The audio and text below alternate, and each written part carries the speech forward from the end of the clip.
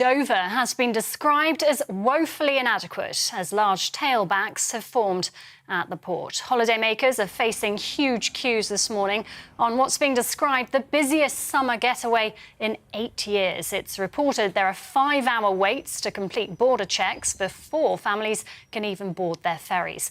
Meanwhile, go-slow fuel price protests are expected to cause yet more travel chaos across the UK. Police are warning the moving roadblocks will make school holiday traffic jams on the motorways even worse.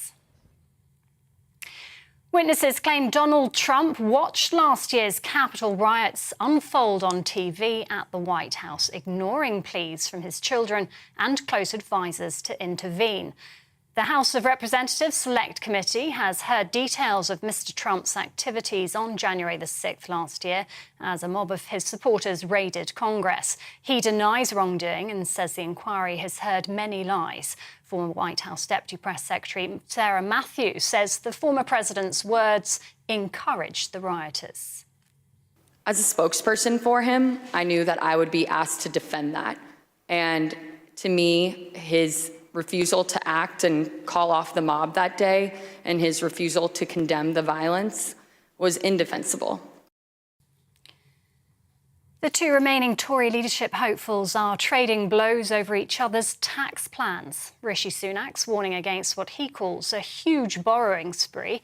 It's in response to Liz Truss's plans to cut taxes by at least £30 billion a year. She says her proposals are affordable and that the former Chancellor's tax rises will choke off growth. A recent YouGov poll put the Foreign Secretary ahead in the race to replace Boris Johnson in number 10.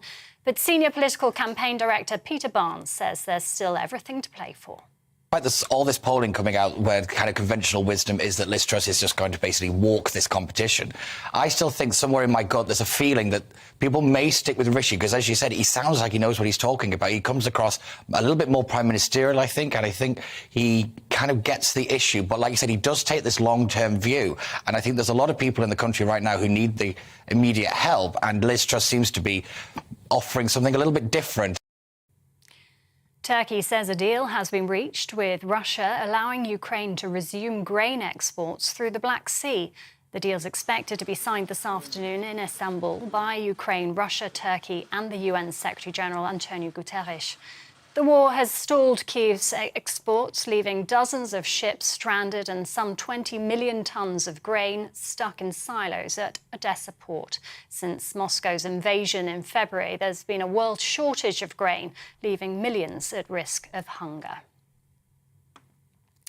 The Duke of Sussex will shortly find out if he can challenge the Home Office over his security arrangements. Prince Harry's bringing legal action over a decision not to allow him to pay for police protection for his family while they're in the UK. Lawyers for Prince Harry have requested a full judicial review of the Home Office decision to change his security arrangements.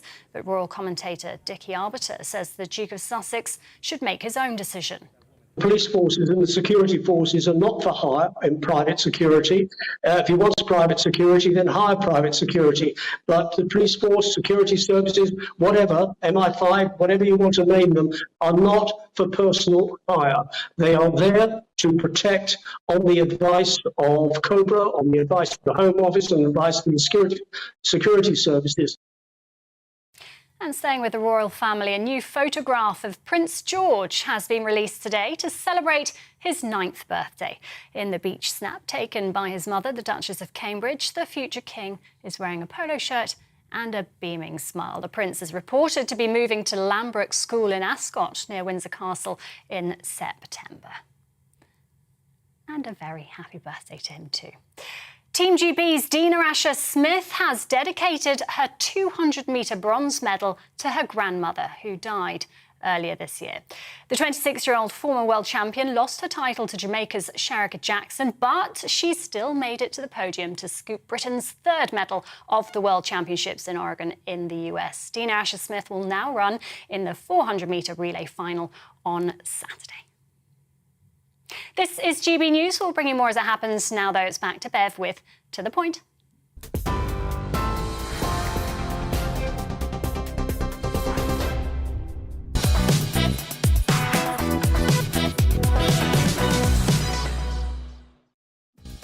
Good morning, it is Friday. Grab your coffee and stay with me this morning. I am Bev Turner on your TV, radio and online. We've got a great show lined up to kickstart your day. So here is what is on the menu. It is now a two-horse race between Rishi Sunak and Liz Truss for the top job. But who's the most popular with the Conservative members? That's what's going to matter next. We will find out. Scientists have called into question, about time, the widespread use of antidepressants after a review found no clear evidence that low serotonin levels are responsible for depression. So why are so many adults being prescribed them? We're going to get to the bottom of that. And it's cooling down today, but the heat will be back for some of you this weekend. But Monday and Tuesday this week proved that we are not equipped to cope. We're going to be working out how and why we can do better in the future. We've got all of that coming up and much more across the programme. And you can get in touch with your views as usual on GBNews at gbnews.uk.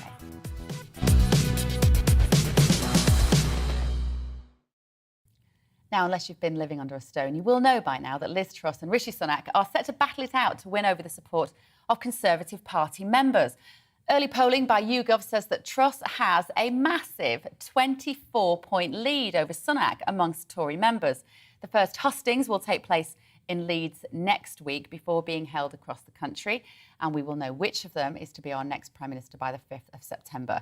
Yesterday, Liz Truss announced that she wants to ensure families aren't penalised for taking time out of work to care for families or children. During an interview last night, Rishi Sunak said that Liz Truss's plan to cut taxes by more than £30 billion through borrowing was misleading. And here is what he said to Andrew Marr on LBC. I think it's quite a conservative value that we have to live within our means, and that borrowing a lot, passing on a big bill to our kids and our grandkids, racking up bills on our credit card just isn't a good thing.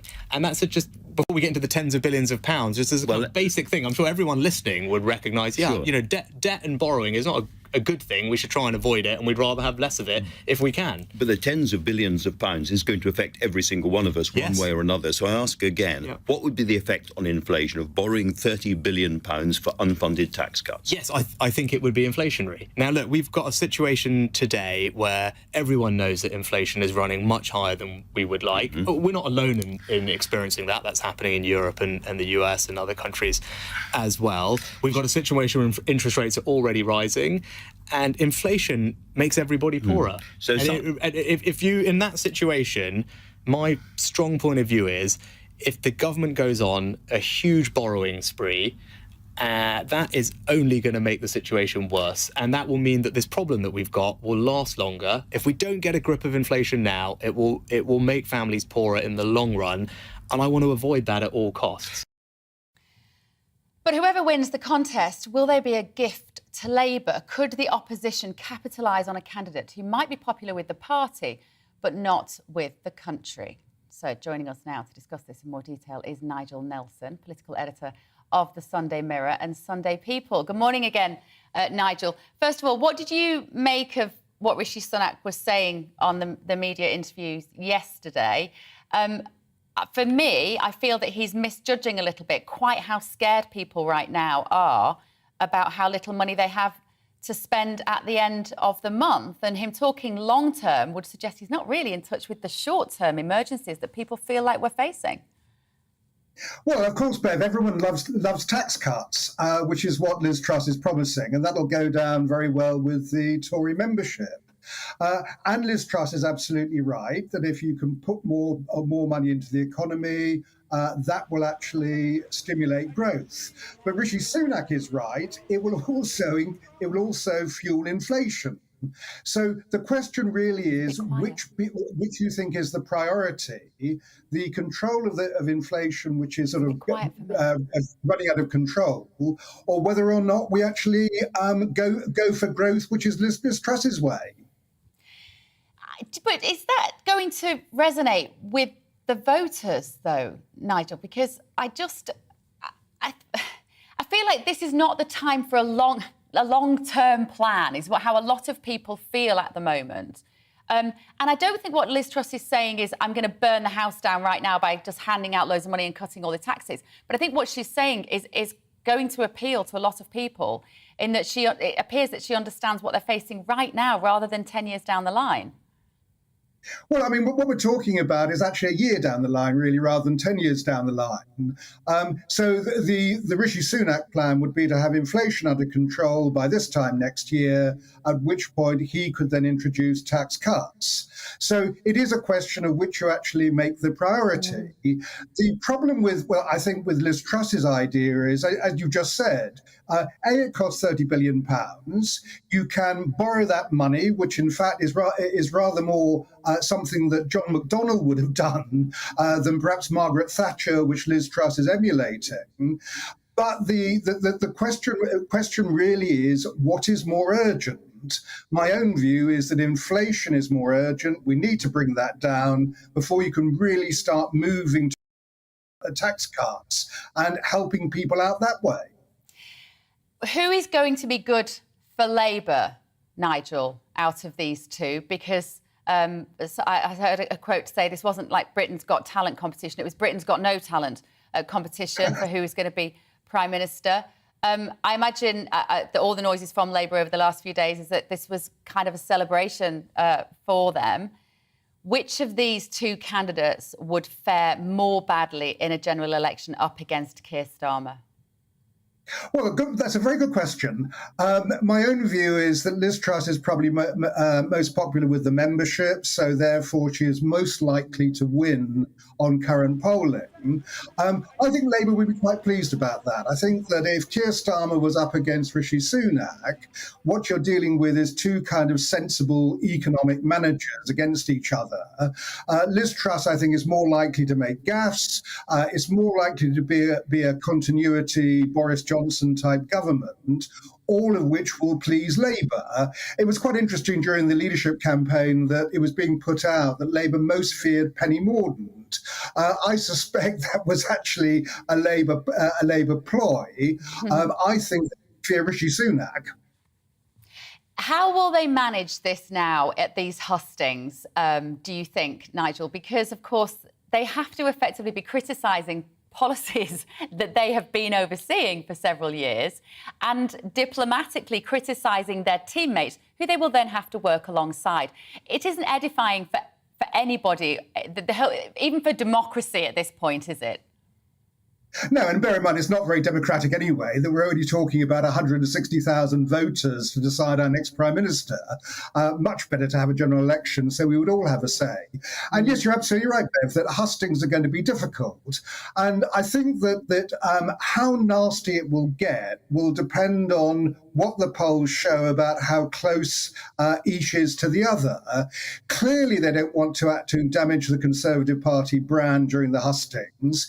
Equally, they're both desperate to win it and get the top job and the keys to number 10. So you will get a lot of knocking lumps out of each other. I'm sure they're talking about how far they should go between them. But yes, the closer they are, the nastier it's likely to get. Who do you think wants it most, Nigel? I don't know whether you saw the footage of Rishi Sunak when he heard that he was down to the final two, sort of fist pumping the air and celebrating it. I can't imagine Liz Truss doing that. She doesn't strike me as a fist pumper. But do you think he genuinely wants it more than her? Oh, that's a good question. I mean, I'm not a psychologist, so I can't really know what's going on in each other's mind. I think they both desperately want it. Every politician who goes for election to be an MP, they always dream that one day they just might become Prime Minister. A lot of them learn very quickly that's not going to happen.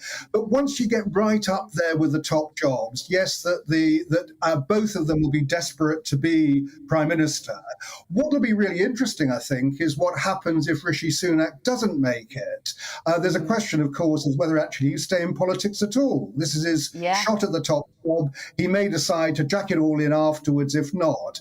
I don't think Liz Truss would. I think that she would stay the course. I think so. And I think she's more from the Theresa May mould, isn't she? And I don't think it's a coincidence that the slogan that they've chosen to use for her is get the job done. Deliver, deliver, deliver. They're casting her as the workhorse that won't be interested in the personality politics. She'll just want to achieve what the country wants. And I think she's probably pitched that right, coming off the back of 2 years of the pandemic and the war in Ukraine, et cetera, all the stuff that's going on globally at the moment. I think there is a sense that a lot of the public are sick of the minutiae of Partygate, and they want somebody who's just going to do a quiet premiership, really, and literally get the job done, don't you think? Yeah, I mean, I think that's probably true of any Prime Minister, really. I'm not sure that Liz Truss would want to model herself too much on Theresa May, because obviously Theresa May eventually, that she failed. The question really for her is how she can actually break away from the Boris Johnson years. She was in cabinet, as Rishi Sunak was, all the way through Boris Johnson's premiership. And I think underlying all this is the question of trust in politics, which has been damaged. And so what is really important is that both candidates show absolute integrity. Liz Truss has already said she's been far too busy to worry about wallpaper in number 10. That's a good thing. But certainly this idea of integrity and trust are the key things to win back. Which of them do you think, though, Nigel, would the British public warm to whenever there is an election, which would probably be, what, 2024? Unless they call one earlier? It could be a lot earlier than that. I mean, one of the things about having a leadership contest is that it often looks like whoever wins is actually created a new government. It was a trick that John Major was able to pull off back in the 90s. And he went on to win another election when it looked like that Labour should have actually won that particular one. So one of the advantages for a new leader is they'll have a honeymoon period when they get in. The answer would be to use that honeymoon period and call a quick election. So I would say election early next year is now more likely than 2024. Wow.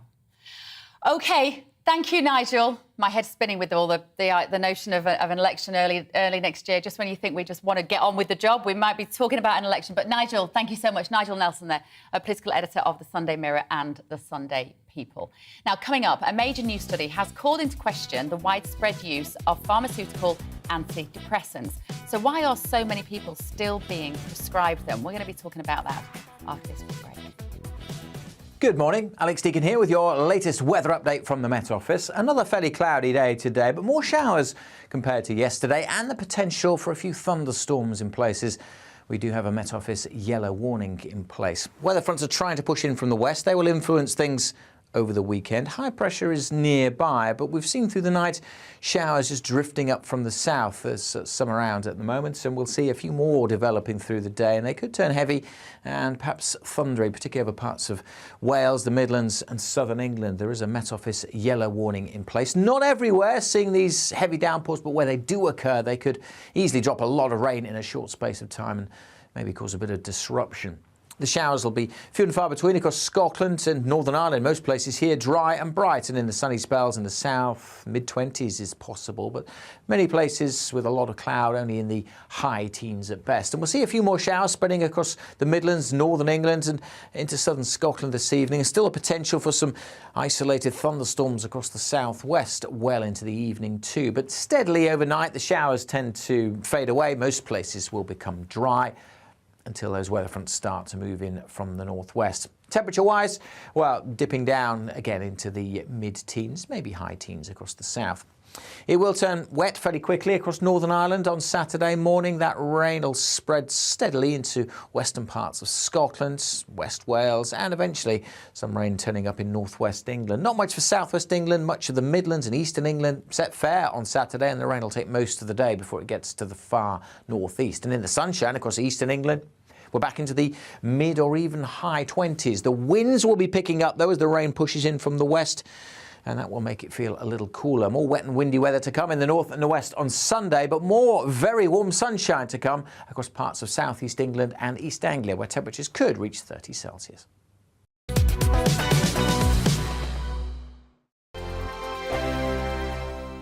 We are GB News. We're right across this great nation. On TV. On radio. On digital. Absolutely everywhere. We don't talk down to you. We embrace all voices with honest and civilised conversation. We are not part of the establishment. We're one of you. And we're only getting started. Join us on GB News, the People's Channel. Britain's news channel.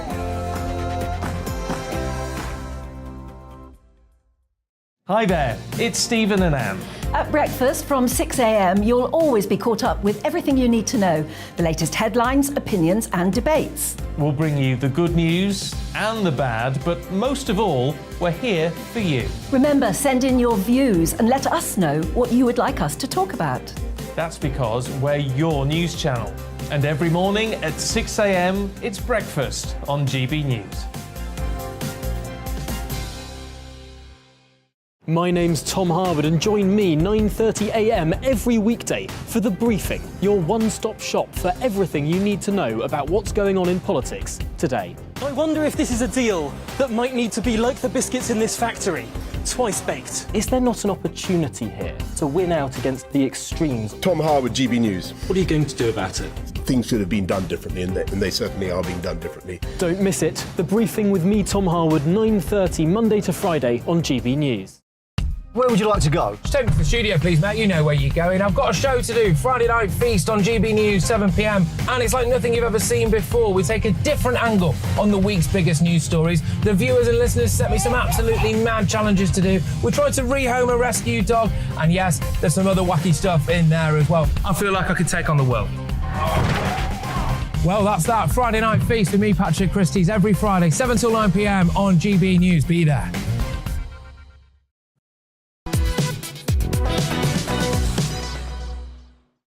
Good morning, it is 10:23. This is To The Point with me, Bev Turner on GB News. We are live on your TV, online and radio this morning.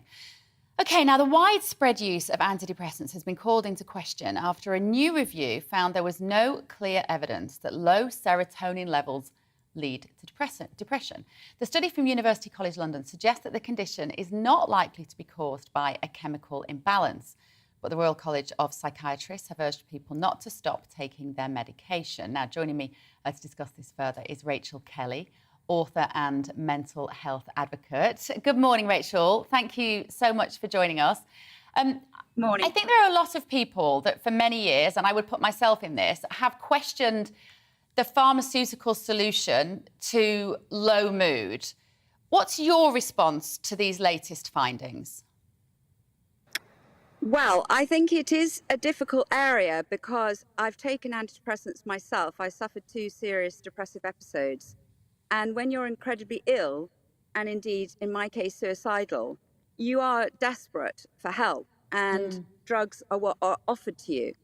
Now, having said that, and having been a mental health advocate and an ambassador for SANE and Rethink Mental Illness and been in this field, there's been growing disquiet and unease about antidepressants for at least 5 years. So this study is the culmination, really, of lots of concerns. So there's concerns about efficacy, there's concerns about side effects, and there are concerns about withdrawal. And what I would say is it leaves the patient in a very difficult position because the suffering is very real.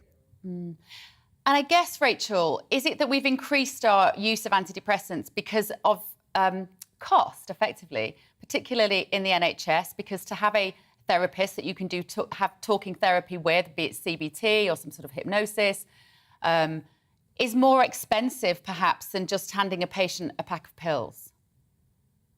Absolutely. I mean, we are in a culture of a pill for every ill, and this is the case on lots of metrics, though it is beginning to change. So the NICE guidelines on what to do if you're a GP, if somebody comes to you with low mood, it used to be that antidepressants were the first port of call. And the advice now to GPs is they should take a pause and that it's not an instant answer. I think you're absolutely right. The GPs are in a very difficult position. Of course, psychological counselling, talking therapy is a great idea. There are long waiting lists. People often come in at the last resort when they're already feeling really desperate. And equally, as you say, there's the low cost. It's quicker. You may only have 8 minutes on the clock to see a patient. And, what are you going to do? Give them, let them go away empty-handed. So, yes, we're beginning to try and think of other ways of dealing with this crisis. We've got nearly 8 million people on antidepressants. But the big question now are, what are the options? What else is there? What are we going to be offering people who are really suffering? This is one study, Rachel, and it does beg the question, what was funding the previous studies? if I may ask that slightly mischievously. If they have been a clinical trial funded by a drug manufacturer, they're going to draw a conclusion that maybe an independent survey might have found. Has that played a part, do you think, in 20-odd years, 40, 50 years maybe, of increased antidepressant use? Well, I'm afraid this has been a very worrying subject, and there's some fantastic work by people like academics like Dr. James Davis at Roehampton, who did a book called Cracked. And it's exactly as you say, it's looking at the way the pharmaceutical industry presented some of the evidence, held back some of the less encouraging data. Having said that, I don't totally go for the sort of conspiracy theory. I think there is a desire to help people. But having said that, more and more of these studies are saying that maybe there's just a placebo effect with antidepressants. There is sort of mixed evidence. And it's, as I say, it is difficult for the patient because you still got the Royal College psychiatrists saying, keep on the medication. And as I say, there aren't easy options about what else people are supposed to do. But what I really think is we need masses of more research. Roughly, there's about £40 goes into cancer research compared to research into psychological disorders. We've got no Crick Institute for sort of mental health research. It's been the poor relation across the NHS. And that's what we really need is, OK, let's accept that things aren't as simple. It isn't this serotonin imbalance. I don't think anybody views that now as the sort of simple answer. But then what are we supposed to do? We've got to find some other ways of helping people. And that's something that I've looked at. I've been very interested, for example, in the difference in the links between food and mood and how what we eat can affect mood. So there are kind of encouraging areas, this new area of nutritional psychiatry, looking at things like inflammation, which may underpin low mood and depression.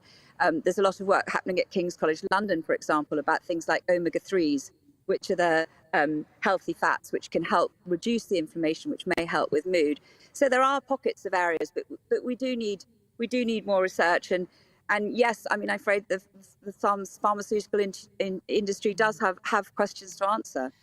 So, Rachel, if anybody's watching this, how would you define for them the difference between low mood and depression? Because a lot of people are a bit fed up at the moment.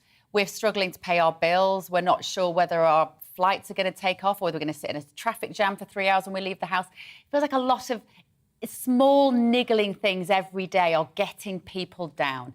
When should you be worried that you might have tipped over into something more clinical? Well, Freud had this phrase of sort of ordinary human unhappiness, which he used to describe, as you say, the sort of everyday stresses of life. And what a doctor would say, a difference between sort of everyday low mood and proper depression, if you've had more than a certain number of symptoms lasting more than 2 weeks. So classic symptoms would be things like insomnia, racing thoughts, catastrophic thoughts, not being able to sort of move on. We all have moments when life's difficult, but it's a kind of a continuation when you have nothing but these low thoughts. Sometimes when people ask me what serious depression was like, the way I remember it, I don't know if you've ever been in a plane when you think that plane might crash, and you've got you're gripping the sides of the seat and the sort of there's terrible turbulence, and you feel absolutely desperate, panic-stricken. This is sort of anxiety-driven depression, and literally for me it was like that, but it just didn't stop. It just went on. It was chronic, ongoing. So I think there is a really big difference between very severe depression and, as I say, Freud's phrase of ordinary human unhappiness. All right. Thank you so much, Rachel. Rachel Kelly there, author and mental health advocate. And if you're worried about depression or you need to speak to somebody, you can call the Samaritans helpline on 116 123. It is a free call number. And I think the advice at the moment is if you are on antidepressants, don't stop taking them overnight because you've seen an interview on GBNews. But I do think that actually we need to prioritise talking therapies as much as possible. There's the old cliche, but it's a cliche for a reason. A problem shared is a problem halved, is it not? Now, after the break, we're told that us Brits are obsessed with social class. I, for one, am. I think it's a fascinating subject. But should class discrimination be treated as seriously as racism or sexism? Does class war still exist? Should there be laws in place to stamp it out? We're going to be talking about that and much more after the news headlines with Rhiannon Jones.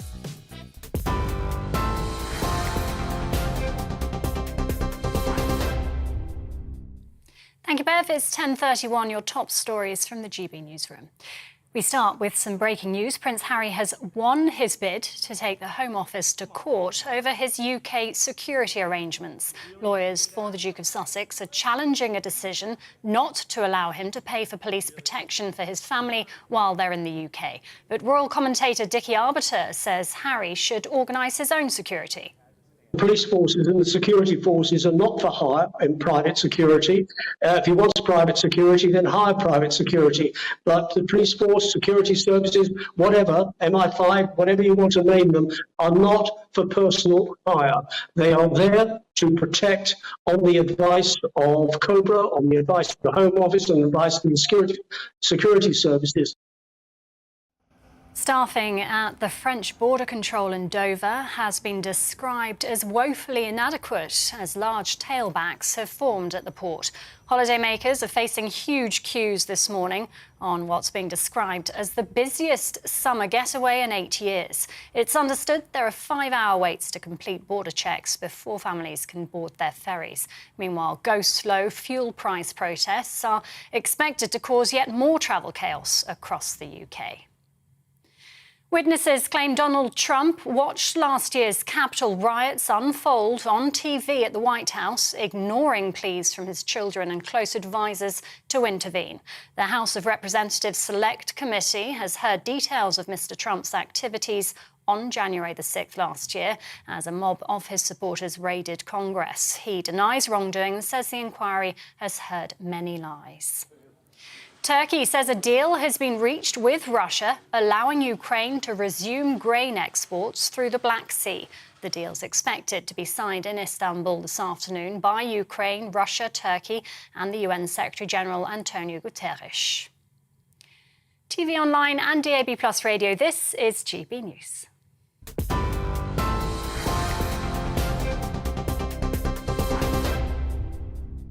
Direct Bullion sponsors the Finance Report on GB News for gold and silver investment.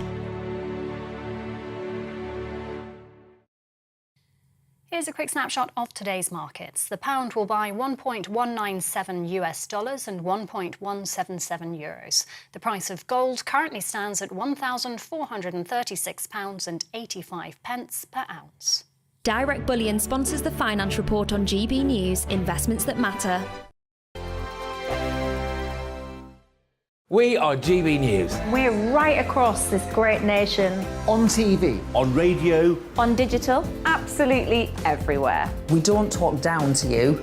We embrace all voices with honest and civilised conversation. We are not part of the establishment. We're one of you. And we're only getting started. Join us on GB News, the People's Channel, Britain's news channel.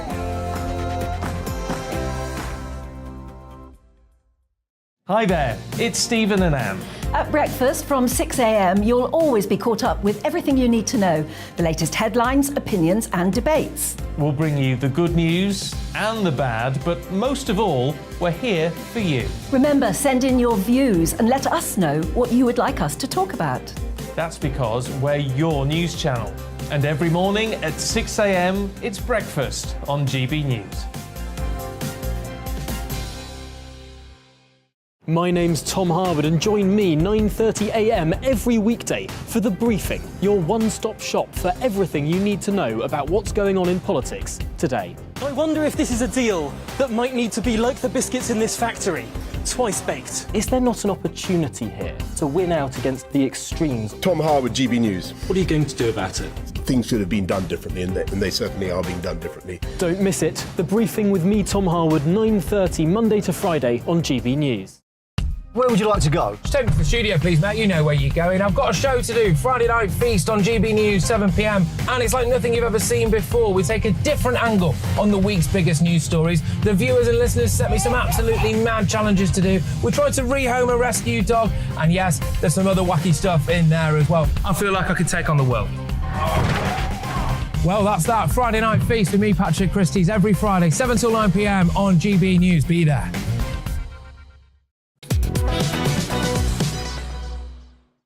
Good morning, it is 10:36. This is To The Point with me, Bev Turner, on GB News. We're live on your TV, online and radio this morning.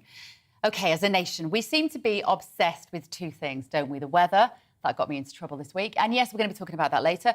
And social class. By putting someone down because of their social standing could soon be outlawed if senior psychologists get their way. The British Psychological Society have said that equality laws which protect people from prejudice based on age, sex, race, not rage, that's one thing that does come out of this debate though, and other characteristics should also include social class. But should they? Should we protect people from lower classes being discriminated against? And I would also say perhaps those from the upper classes being stereotyped. So joining us now to discuss this further are Dr. Rakib Ehsan, social policy analyst, and Liz Brewer, etiquette and behaviour expert. Good morning, both of you.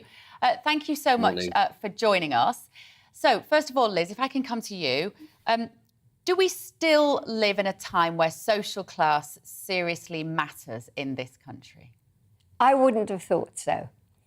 You know, we go back to the social revolution originally, when people were classed in different sort of groups, and that affected their occupation, their social standing, and indeed their political views. However, then we have education and university, and you know, if you take advantage of that, I can't see why class, I hate the word, has anything to do with it. I mean, when you fill up a form, does it say class? At one time, it was a reflection who your parents were, where you went to school, who your friends are. Far more important today. And I'm always giving this advice, especially to young people.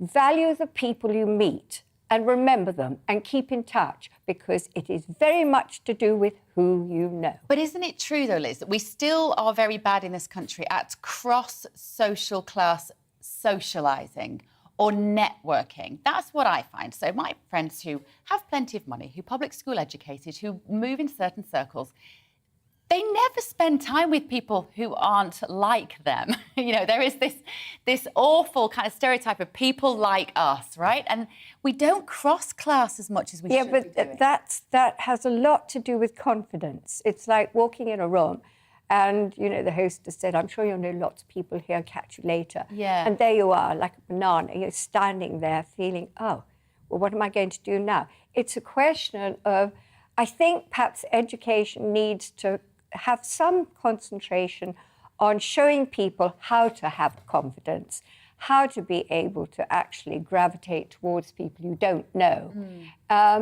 Because if you are in a position where you're sitting in office and you feel that somehow or other, oh, you were underprivileged, you don't feel you mix, it's up to you to do something about it. But you see, I'm going to bring in Dr. Ehsan in a minute. My issue is I don't think that those from lower social class aren't prepared to mix with those from the upper classes.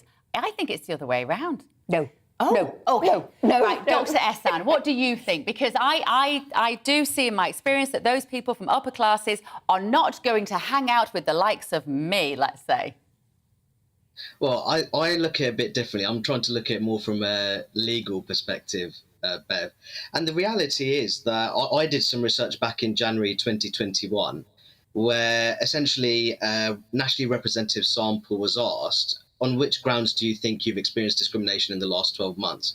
And interestingly, the wider public was more likely to say that they've been discriminated on the grounds of their social class when compared to their ethnicity, religious belief, or sexual orientation. And I find that really interesting because in the current list of protected characteristics, as enshrined in existing equalities legislation, there is no mention of social class. And I do think that there needs to be a discussion in terms of how class discrimination can disempower people who are in the lower classes of society. I think that really needs to be discussed. And I do feel that when we're talking about discussions on discrimination, I think there's a great deal of focus on racial discrimination, discrimination on the grounds of sexual orientation. But I do feel that actually there's one type of discrimination and prejudice which is currently being overlooked I would say that it's along social class lines. It's interesting because I'm not a massive fan of us coming up with even more reasons to divide each other and even more reasons to live in a gotcha society where you say the wrong word and you're judged for getting it wrong. But you do raise a really good point, because when it comes to language, we've got very good at cleaning up our language around race and sexuality, as you say, and sexual preferences and gender. But we will still throw around words like chav and snob and or posh, and it's okay, isn't it, to say to someone, oh well, she's very posh, and I guess what you're saying is that's not okay. I don't think it's okay in either direction. I think the point that I'd make, whether it's middle class, white collar on blue collar, or blue collar on white collar, I don't want any part of it, to be honest. Is it not helpful? I think it's a serious problem. Is it not helpful though to... Go on. I don't think it's helpful from a social cohesion perspective at all. If we don't think it's acceptable along the lines of race, ethnicity, religious belief, sexual orientation, and those other forms of protected characteristics, then I don't think that form of prejudice is acceptable in modern day Britain when it comes to social class. Liz, what do you think? So, well, what you're saying, in part I agree. Are we going to have to... We've managed to address the race issue, OK? We've done that, and... now, we hope that's evened out.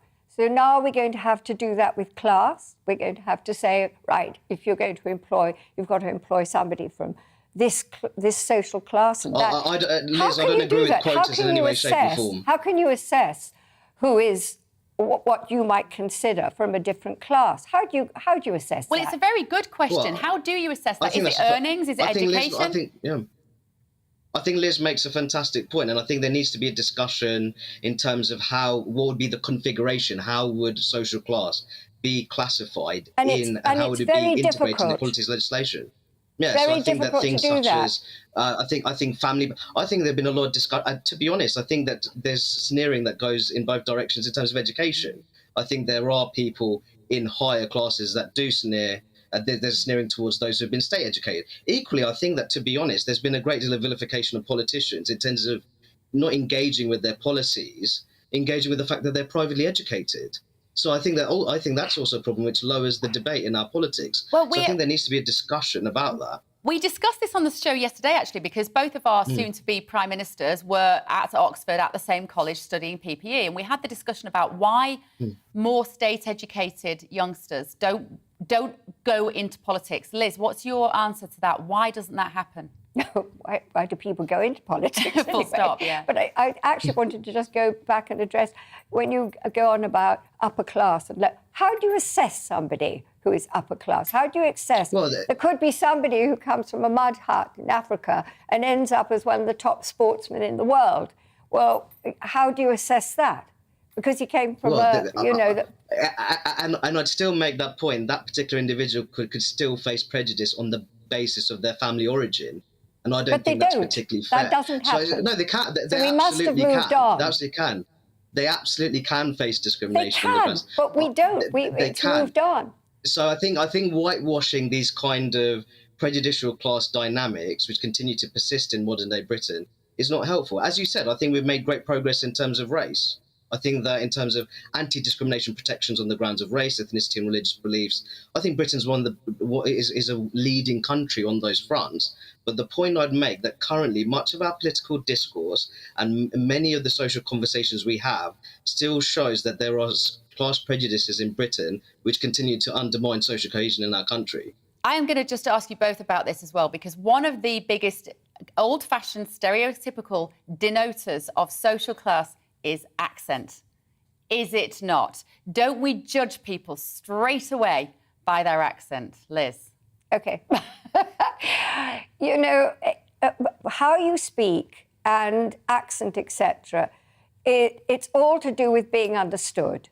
And therefore, if you're articulate and are understood, I don't think accent comes into it. In this country, we have some of the most wonderful accents in different regions. I happen to love accents. Oh, Liz, I've often thought I wanted to invent an app whereby I'd take a Jacob Rees-Mogg speech and put it through a sort of a voice changer and let it come out as a Geordie or a Brummie or a Mancunian and see how clever he sounds when he's talking in a normal accent. I think I'd make a lot of money out of that, don't you, Doctor? Well, I'd make the point that in terms of accents, I mean, I think I articulate myself fairly well. I was once told that, oh, you don't sound like someone who has a PhD. And I was just making the point that, so how does someone who has a doctorate, what are they supposed to sound like? So I think that's something, I think that's a little bit discriminatory. Thankfully, I have a thick skin. I don't particularly care. I just crack on with life. But I do think those kind of comments, they should be somewhat weeded out. So do you think I shouldn't even be able to draw attention to that on the telly? Like, should I be silenced for saying that we exist with a stereotype, we live with a stereotype that a particularly regional accent, as opposed to RP, which I would say Liz has, a sort of elocution style speech? We don't instantly draw conclusions. Do you think it's wrong for me to even say that? Well, I wouldn't judge Liz as a person on the basis of her accent. That's the point I'm making. I'd ultimately listen to her views, consider her thoughts, and then I would make a personal judgment. Absolutely, but it does to tell say to us a someone, lot. "Oh, I'm surprised that you have these educational qualifications because you sound a certain way," I think that's a little bit bigoted, to be honest. It's totally bigoted, but it's a stereotype for a reason, though, isn't it, Dr. Rakib? Isn't it the fact that it is a stereotype for a reason? Because when we hear people like Boris Johnson and the Oxford educated, we are conditioned to tug our forelocks and doff our caps and say, "Thank you very much, sir. You have power. I have definitely not." not me. Me Definitely neither, not mate. Me neither. I'm a working class man with But a great it is deal a of confidence. stereotype. I won't be doffing my cap to Boris Johnson anytime soon, I can tell you that much, Ben. Well, imagine him with a Cockney accent. Would we treat him any different? Yes, he wouldn't have become Prime Minister if he had a Cockney accent.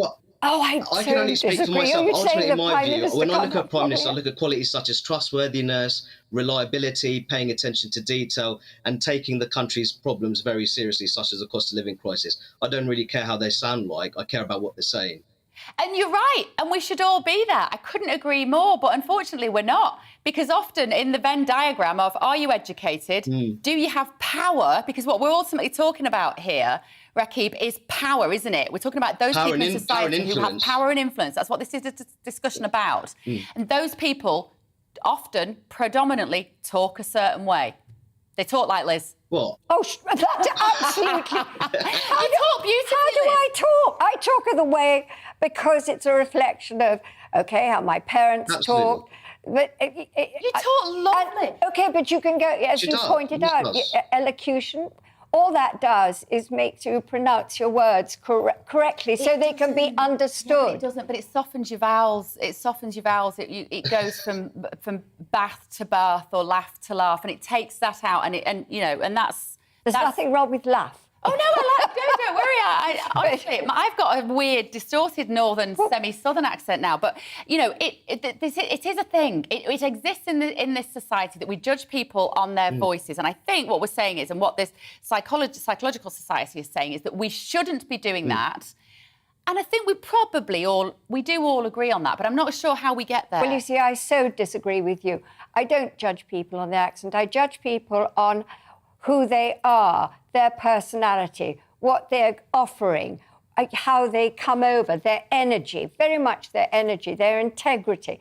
I mean, I know people from all walks of life, and they are my friends. I don't judge them because they open their mouth and say laugh. Why would I? Good for you, Liz. And there should be more people like that. And do you know what? That's why I've got to just on my have some mates on my car. My navigator has an Irish accent. I just love the Irish accent. What am I discriminating against the other voices on the navigation?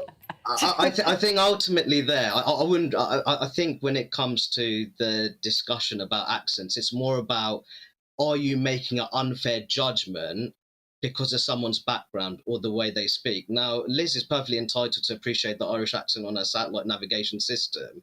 What we're talking about is broader social structures and how people interact with one another, and then how that in turn might impact on cohesion in the country. Do you know what, guys? Our audience have loved this debate because you've both been brilliant. And Pamela has said, after doing shop work all my life, I've always found that old money people, aristocrats, are the nicest, down-to-earth people. The worst are new money people. Oh, there's a topic, Liz. What they call toffs. Yeah, nouveau riche. It's also how you react to people. It's a matter of confidence. That was from Janice. Thank you, Janice.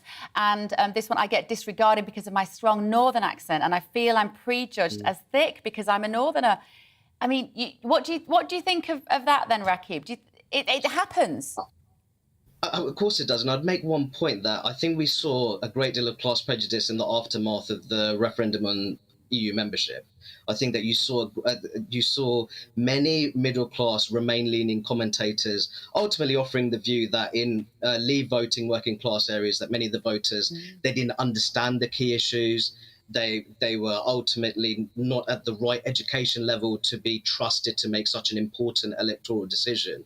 If that's not class prejudice, I don't know what is, quite frankly. Yeah, we've got a long way to go, but we might have started the debate today, guys. So thank you, ladies and gentlemen. Ladies and gentlemen, we might have started the debate. And I grew up, Liz, with my mother saying, "Stop dropping your T's, Beverly." And I do the same to my children. It's not better, it's better. True. So she's very happy that you're here. Now, thank you so much, Dr. Rakib Ehsan, social policy analyst, and Liz Brewer, etiquette and behaviour expert. OK, now, compared with other countries, the UK is clearly unprepared to cope with the heat waves. This week was no exception. You heard me, you might have heard me doing a monologue yesterday about the extreme reaction in the run-up to the heatwave on Monday and Tuesday, that I thought it was completely out of proportion and was terrifying for a lot of people, particularly the elderly, who frankly have enough to feel scared about at the moment, and they didn't need that as well.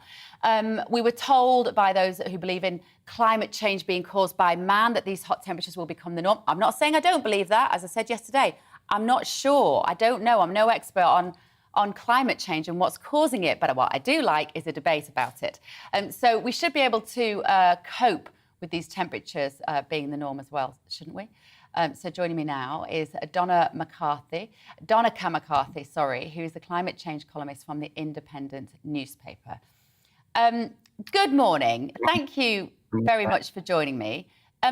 First of all, can I have your opinion on the build-up to the hot temperatures we saw on Monday and Tuesday, and the way that the media fell into this heat hyperbole, this absolute frenzy of all the front pages of the newspapers suggesting that there was going to be thousands of people dead in the streets, and then the fact that we had 2 unusually hot days and the country ground to a halt, but it didn't seem quite as catastrophic as it was intended to be. Give me your thoughts on the last 7 days. Well, a number of thoughts. My personal reaction to Monday and Tuesday was anger and grief, because what it means is that this is what will be happening more frequently in the future, no matter what we do now about carbon emissions, because we didn't take action over the last 30 years. I think one of the positive things about the media reacting to it in the way it did is that a lot of people took the relevant actions and restricted their physical activities and stayed indoors and pulled their curtains to actually make sure that elderly people and people with significant health conditions remain safe. And that was a positive outcome from the warnings by the media. So let me give you a little bit of understanding of what I've been subjected to, Donna Carr, this week, because I did this interview with John Hammond on Friday, and it was before the heat wave, and I was having a little bit of fun with John as he sat in his garden in the sun, and I said, come on, this is unnecessary fear.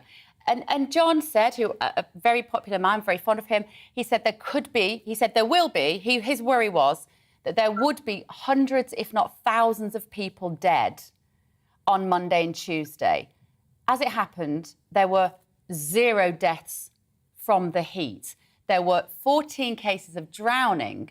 Now, do you see those cases as being because of the heat, or because we don't have good provision for nice outdoor safe swimming spaces for young people? No, I heard you calling yesterday for more provision for outdoor swimming. I totally think that's a great idea, and there should be, and I've campaigned for it locally in Southwark. But I think what I have to acknowledge is I went out for like 2 or 3 minutes on Tuesday to go to the local shop, and I really pitied any workmen or women that had to work in that heat. It was devastatingly hot. We haven't ever seen temperatures over 40 degrees in the UK before, and it's good to warn people about how to react and how to cope with that. My elderly neighbour is in her late 80s, and she suffers terribly when it heats up, and I keep an eye on her, and I give her advice to keep the windows closed and keep some air flowing, so to keep her safe because of her heart condition. So just tell us what the temperatures were on Monday and Tuesday and how that compared to the hottest we had previously seen. There were over 40 degrees in the highest parts of the country. It was 40 point something, wasn't it? It wasn't 41 degrees, it was 40 point something. 40.3. Yeah, it breached the 40-degree barrier. The previous highest temperature was in the mid-38 degrees, roughly. And so it was 1.5 to 2 degrees higher than the previous record. Sorry, go on. And the fact is that these record temperatures are falling faster and faster in the recent 15 years. We've only had one record temperature in the last century that exceeded the records in the last 20 years. So we are looking at this as a warning of what will happen in future. I mean, to be honest with you, Bev, people like me did not expect this to be happening in the early 2020s. We thought it'd be in the 2050s. So that's why it's so alarming to us that it's happening much faster than the models predicted. As I said, I'm no climate change expert, and I don't intend to become one, particularly after the abuse that I've had in the last 24 hours. But I don't know whether you've seen it, but the scientist, the founder of the Weather Channel in CNN, has been filmed online this week, saying that 97% of studies which concluded that climate change was man-made, 97% of them are funded by vested interests who want to conclude that. Give me your response to that. I'm sorry. The idea that the Met Office is funded by who? You know, the vested interest here is the oil corporations. They are making around $2 trillion a year in profits out of us, and they want to keep that market, and they're flooding our media with propaganda to slow down action on the climate emergency. If we had taken action on the climate emergency over the last 20 years, as our government should have, many of our homes now would not be paying oil companies through the nose for their oil, for their gas and their electricity. They would be like me. I haven't given a penny to the oil companies or the gas companies over the last 2 months because I have supplied all of my energy from my home. I have insulated my home. And that's what we need to be doing for poorer people in this country, to free them from slavery to the oil companies. Why are we not doing this? It's terrible for Britain, it's terrible for the planet, and it's terrible for the poor. Well, just let me just ask you one thing then, because I have received a lot of abuse online over the years, particularly in the last 2 years, with being against lockdowns and mandatory vaccinations. And I have never experienced anything like I've had from the Green lobbyists in the last 24 hours. I mean, you've never, honestly, horrendous. I have a very thick skin. I can cope with it. I like debate. I want us to talk about these issues, because when anybody says to me the science on something is settled, that's when my alarm bells go off, that maybe the science isn't settled. So just the last word on that. For you, is the science completely settled that climate change is entirely man-made, but we can reverse it if we change our behaviour now? Is that what you're saying? You're absolutely right. I'm a scientist. I've done a degree in science. Nothing is 100% certain. However, it can get to fairly high certainty. Science can get to 97, 98% certainty. And so that's where the science on climate is now. And would you go on a plane and put the entire economy on a plane that has a 2% chance of landing? Because that's what the odds are. I don't think that's what we should be doing. And I think you are right. You should actually look into this and see the science. What is the 98% of science saying we need to act urgently? Because if they're right, then we need to act. OK, all right. Thank you very much. I enjoyed our debate. That was Donica McCarthy there, climate change columnist from The Independent newspaper. Now, keep your thoughts coming on all of that at GBViews at gbnews.uk. We'll be back with more of today's top stories and plenty of your views after this quick break.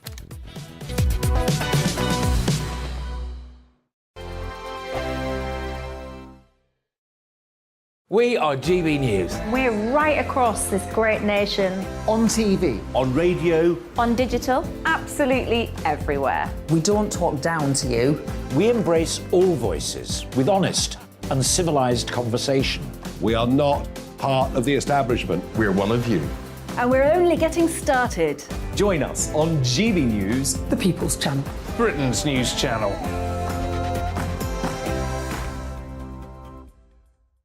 Hi there, it's Stephen and Anne.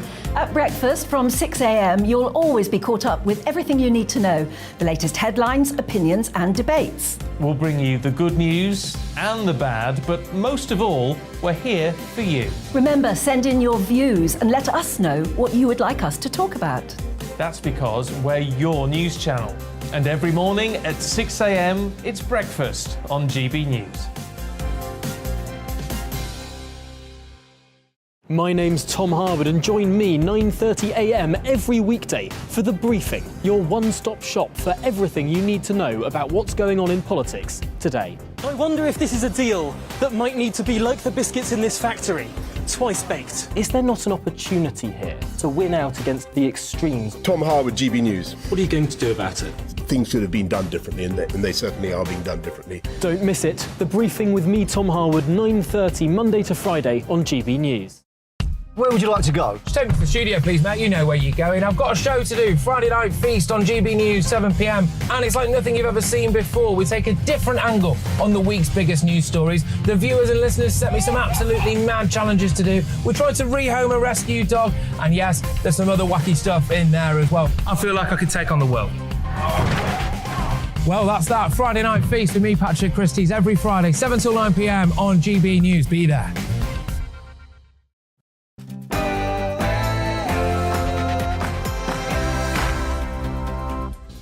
Good morning, it is 11:02. This is To The Point with me, Bev Turner, on GB News, TV, radio, online, and that fabulous little app, which you really should upload. It is brilliant. You can watch us and listen to us wherever you are.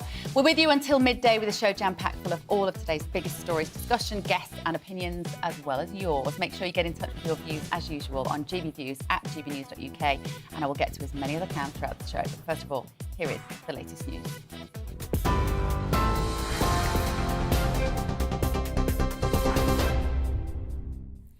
Good morning, it's 3 minutes past 11. I'm Rhiannon Jones in the GB newsroom.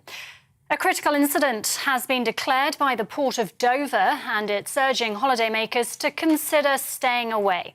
The Kent ports criticised the French border control in Dover, describing it as woefully inadequate. Police are controlling traffic with queues of up to 6 hours. It comes on what's being described as the busiest summer getaway in 8 years. Meanwhile, go-slow fuel price protests are expected to cause yet more travel chaos across the UK. Police are warning the moving roadblocks will make school holiday traffic jams on the motorways even worse. Prince Harry has won his bid to take the Home Office to court over his UK security arrangements. Lawyers for the Duke of Sussex are challenging a decision not to allow him to pay for police protection for his family while they're in the UK. But royal commentator Dickie Arbiter says Harry should organise his own security. Police forces and the security forces are not for hire in private security. If he wants private security, then hire private security. But the police force, security services, whatever, MI5, whatever you want to name them, are not for personal hire. They are there to protect on the advice of COBRA, on the advice of the Home Office and advice of the security services.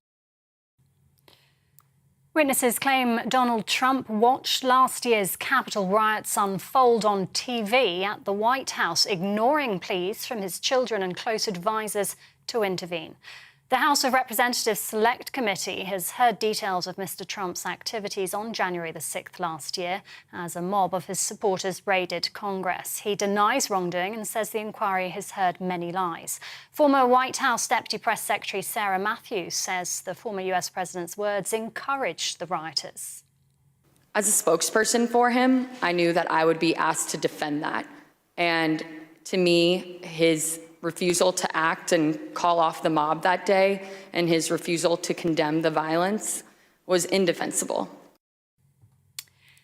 The two remaining Tory leadership hopefuls are trading blows over each other's tax plans. Rishi Sunak's warning against what he calls a huge borrowing spree. It's in response to Liz Truss's plans to cut taxes by at least £30 billion a year. She says her proposals are affordable and that the former Chancellor's tax rises will choke off growth.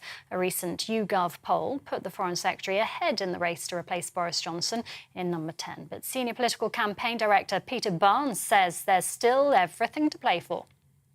All this polling coming out where kind of conventional wisdom is that Liz Truss is just going to basically walk this competition. I still think somewhere in my gut there's a feeling that people may stick with Rishi because, as you said, he sounds like he knows what he's talking about. He comes across a little bit more prime ministerial, I think, and I think he kind of gets the issue. But like you said, he does take this long-term view, and I think there's a lot of people in the country right now who need the immediate help, and Liz Truss seems to be offering something a little bit different.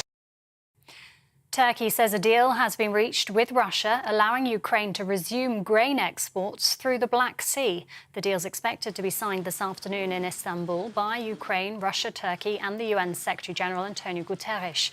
The war has stalled Kyiv's exports, leaving dozens of ships stranded and some 20 million tonnes of grain stuck in silos at Odessa port. Since Moscow's invasion in February, there's been a world shortage of grain, leaving millions at risk of hunger. A new photograph of Prince George has been released to celebrate his 9th birthday. In the beach snap taken by his mother, the Duchess of Cambridge, the future king is wearing a polo shirt and a beaming smile. The prince is reported to be moving to Lambrook School in Ascot, near Windsor Castle, in September. And a very happy birthday to Prince George. Team GB's Dina Asher-Smith has dedicated her 200-metre bronze medal to her grandmother, who died earlier this year. The 26-year-old former world champion lost her title to Jamaica's Shericka Jackson, but she still made it to the podium to scoop Britain's 3rd medal of the World Championships in Oregon in the US. Dina Asher-Smith will now run in the 400-metre relay final on Saturday, and best of luck to her. This It's GB News. We'll bring you more as it happens now, though. It's back to Bev with To The Point.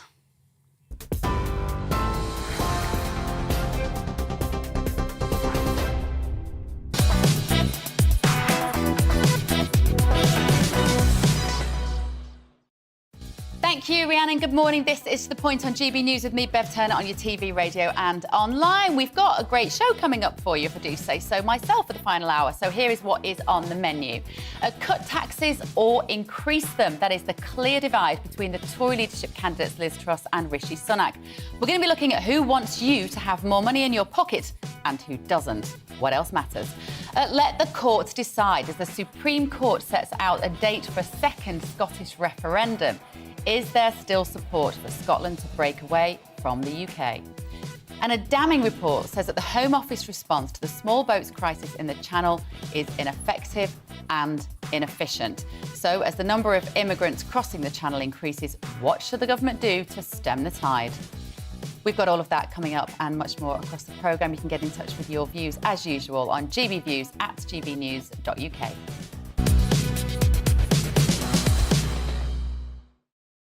So you will have just heard in the bulletins just now, breaking news, Prince Harry has won his bid to take the Home Office to court over his UK security arrangements. Lawyers for the Duke of Sussex are challenging a decision not to allow him to pay for police protection for his family while they're in the UK. A little bit complicated, but actually quite interesting. And joining us now for some immediate reaction is Angela Levin, royal biographer and commentator. Good morning, Angela. Nice to see you. Hello. So can you just explain the backstory to this and what Prince Harry has now achieved with this finding today?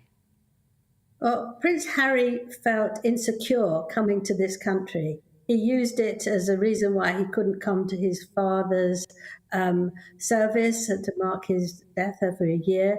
And he felt that he wanted round-the-clock protection by top-grade protection officers, not ones that aren't really qualified and have got guns. And he wasn't going to be allowed to have Americans over here with guns because of a security risk. And so he wanted also to have details of problems that were going on about, you know, who could attack Britain next. And they said, no, he couldn't have that either because this is secure just for the UK people. So he got very angry about this and offered to pay. But you can't pay for these top quality people. They are here to protect the nation, not to protect individuals. But Harry knew how it worked, and so he wanted it specially done. And he then took the Home Office to court because he felt that he discovered that one of the senior staff in the royal family was also speaking about whether he should explaining the situation. And he was absolutely furious about that. And this is a point of the court case that the judge feels that it's actually got nothing to do with a member of the staff at the palace at all, and that he can actually go ahead and fight against the Home Office. Now, I'm not entirely sure yet whether that means he can pay for the protection, which will be absolutely extraordinary, or whether it's just that he wants some money because somebody from the royal team made a comment about it. So my understanding is that a judicial review is a part of a legislative process that we have in this country which can question decisions made at the highest level. It's not something you see very often because the idea is our democracy is such that you can't question these people. So in some way, it's quite remarkable that he's been given the green light to take the Home Office through that process where a judge will look at the decision that they made and they will decide whether that decision was rational or irrational. So the question will be, was it rational for them to allow Prince Harry to go about his business freely in the UK without our special services, our kind of security services, I guess? Doesn't it also, Angela, it just feels a little bit unkind of the royal family? Like, if I genuinely felt that if I'd fallen out with my sister, but I felt that her life was at risk and there was something that I could do to protect her, I think I would allow that to happen. It paints the conflict between Prince Harry and the royal family in a very bad light, doesn't it? No, I think absolutely the opposite, actually. I think, how dare he try and take the Home Office to court, because the head of the Home Office is his mother, the Queen. And so he's actually taking her to court, not directly, but she's our Queen. And I think that it's appalling that he feels that he has to attack the Queen. On the other hand, he wants to pretend that he will look after her and make sure the best people are. She's 96, and I don't think it's the right thing for him to do at all. And as far as the Home Office goes, it's just not something for people who aren't qualified for it. He's not a member of the royal family. He doesn't want to be joined to the royal family unless it's just for the title, so he can make money out of that. It's not a thing that you can do, because if he can do it, it means people who are wealthy people running enormous businesses also have the right to do it. Yeah, I can see that. Angela. I can see it when you put it like that. It would crash through something that has been standing for a very long time. It would set a precedent. You're right. So I'm sorry to interrupt you, but we're running out of time. But it would set a precedent, wouldn't it, that anybody who felt they had enough money could hire our well-trained British services to look after them. You've made a brilliant point. We have to wrap it up, my love. I'm so sorry. Thank you ever so much for joining us. We didn't even get to talk about the beautiful picture of Prince George on the front page of the papers today, but thank you, Angela. OK, right, the great tax divide. Liz Truss says cut, but Rishi says not yet. During a radio interview last night, Mr Sunak said that Liz Truss's plan to cut taxes by more than 30 billion through borrowing was misleading. This is what he said to Andrew Marr on LBC. I think it's quite a conservative value that we have to live within our means, and that borrowing a lot, passing on a big bill to our kids and our grandkids, racking up bills on our credit card just isn't a good thing. And that's just, before we get into the tens of billions of pounds, just as a kind of basic thing, I'm sure everyone listening would recognise, debt and borrowing is not a good thing. We should try and avoid it, and we'd rather have less of it if we can. But the tens of billions of pounds is going to affect every single one of us one way or another. So I ask again, what would be the effect on inflation of borrowing £30 billion for unfunded tax cuts? Yes, I think it would be inflationary. Now, look, we've got a situation today where everyone knows that inflation is running much higher than we would like. We're not alone in experiencing that. That's happening in Europe and the US and other countries as well. We've got a situation where interest rates are already rising, and inflation makes everybody poorer. So if you, in that situation, my strong point of view is if the government goes on a huge borrowing spree, that is only going to make the situation worse. And that will mean that this problem that we've got will last longer. If we don't get a grip of inflation now, it will make families poorer in the long run. And I want to avoid that at all costs. This problem that we've got, the one that I oversaw. But anyway, meanwhile, new polling showed that just 38% of Tory members would vote for the former Chancellor compared to 62% who would back Ms Truss. So who is the bigger Conservative? Joining me now is Alex Dean, Conservative commentator. Thanks for coming on, Alex. I just can't bear it every time I hear Rishi Sunak talk about the state of the economy. I can't bear him not taking any single responsibility for the fact that he was in charge whilst we got into this mess. I think anyone would give him a certain amount of slack because, of course, he was Chancellor during the coronavirus epidemic when governments around the world were doing extraordinary things. But that said, you, of course, have a point. You can't run away from your own legacy. And it's very difficult for him now to change course on taxes because, as you rightly point out, less than a month ago, he was the Chancellor overseeing the economy. And one more thing, Bev, this stuff about it not being Conservative to have tax cuts and perhaps even go into a bit of government debt to allow them to try to get some economic growth, that's what Ronald Reagan did. That was the core of Reaganism, to seek to give people more of their own money and see the economy grow as a result. And perhaps your economy, as a result, can mean higher tax takes over time. So it's not unconservative to do that at all. People may disagree with it, but I don't think it's right at all to say it's not conservative. OK, so I'm deducing from that, Alex, that you're going to be voting for Liz Truss when you get the choice. It's a strange thing, isn't it? I'm a Brexiteer. Rishi Sunak was a Brexiteer. Liz Truss was a Remainer. And some wag coined the accurate observation that Rishi Sunak is every Remainer's favourite Leaver and Liz Truss is every Leaver's favourite Remainer. Yes, I'm going to wind up voting for Liz Truss because I believe in a smaller state. I believe in low taxes. I believe in the free market. And I want a government that's going to let people get on with more of their lives, put the coronavirus period behind us and do things quickly. And that's the big difference between these candidates, it seems to me. Rishi Sunak says it's going to take a long time, steady as she goes, no tax cuts, and indeed keep the tax rise on national insurance, which I think is a bad choice. Whereas Liz Truss is far more kind of grip the problem, seize the day, and get on with it. So yes, it's a strange state of affairs, isn't it? But I'm definitely for Truss. If Rishi Sunak doesn't U-turn on his tax policy between now and the 5th of September, what else can he do to push Conservative members over the line to give him their backing?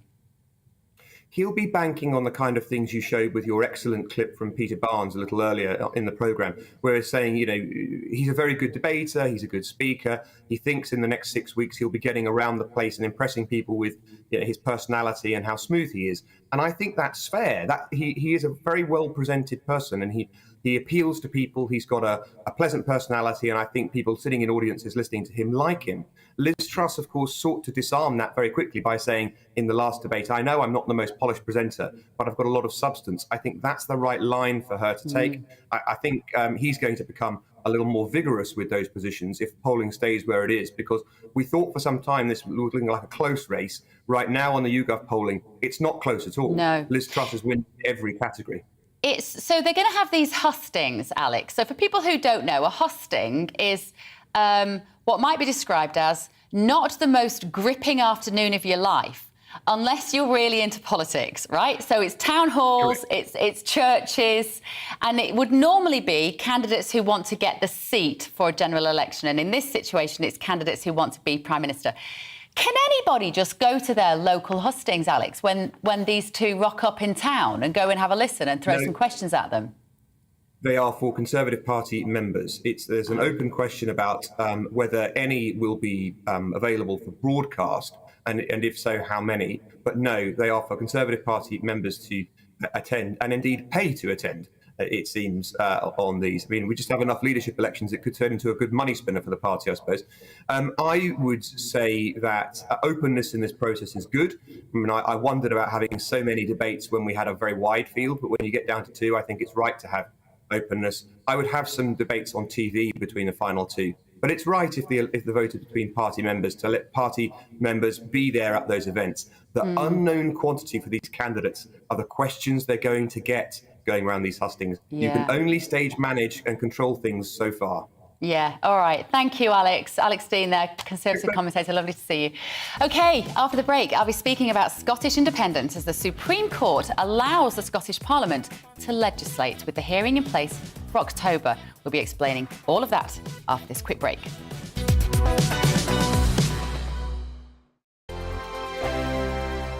We are GB News. We're right across this great nation. On TV. On radio. On digital. Absolutely everywhere. We don't talk down to you. We embrace all voices with honest and civilised conversation. We are not part of the establishment. We're one of you. And we're only getting started. Join us on GB News, The People's Channel. Britain's news channel.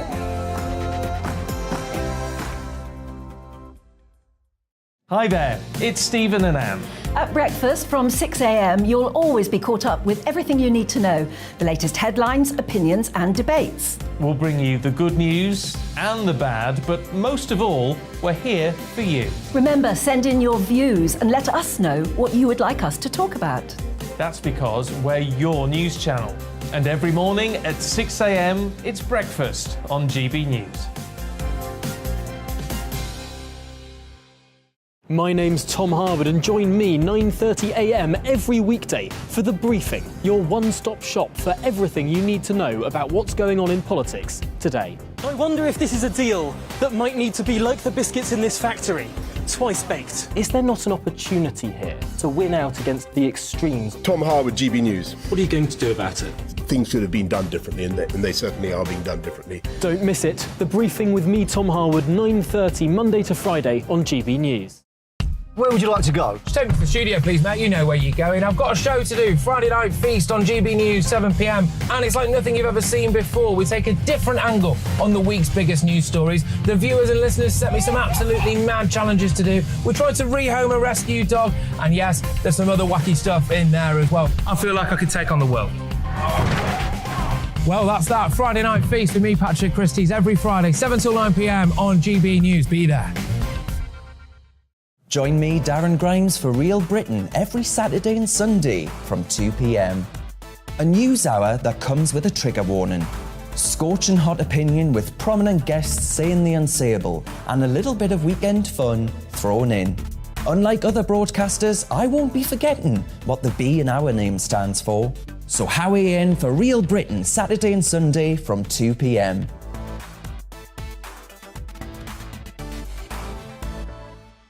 Hello, I'm Patrick Christie's. And I'm Mercy Moroki. Make sure that you join us Monday to Thursday, 10 a.m. until midday, right here on GB News for To The Point.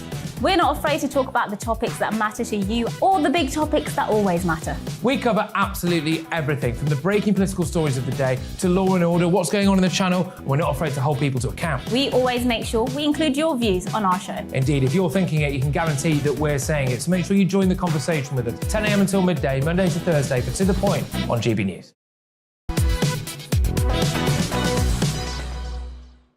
Morning, you are watching Bev Turner on GB News. It's 11:24. This is To The Point. We are live on your TV, online and radio this morning. Now, Scottish First Minister Nicola Sturgeon faces Independence Judgment Day as the Supreme Court sets out a date for a second referendum. The hearing will take place in London in October, with SNPs hoping that they can legislate without the backing from Westminster, who are strongly against a second referendum. As the Tory leadership race enters its final stages between Rishi Sunak and Liz Truss, is a second referendum in the best interest of the public currently? And I'm pleased to be joined by Scottish MP for the Alba Party, Neil Hanvey, and Rory Stewart, councillor for... Where are you a councillor for, Rory? I'm a councillor for Skye and Razzie. Thank you. Thank you. I was obviously missed off and nobody filled it in, so ever so nice to see you again. So, first of all, Does Nicola Sturgeon care whether this is in the nation's interest? Can I ask you, Neil? Well, that's been put beyond doubt. There was an election in Scotland last year, and there was a very clear mandate given by the Scottish people to the current Scottish government, who have a majority of MSPs who are in favour of independence, who stood on that platform. And in the list vote, there was more than 50% of the vote given to independent supporting parties, including the ALPA party. So the mandate has been expressed by the Scottish people, and it is now for the First Minister to honour that mandate, and it is for the UK government not to impede that mandate. This is a party of government who haven't won an electoral mandate in Scotland since 1955, and quite frankly, they have no place to obstruct Scottish democracy. Rory, I think people outside of Scotland don't want this. We don't want a divided United Kingdom. So surely Westminster have a responsibility to us as well, down here.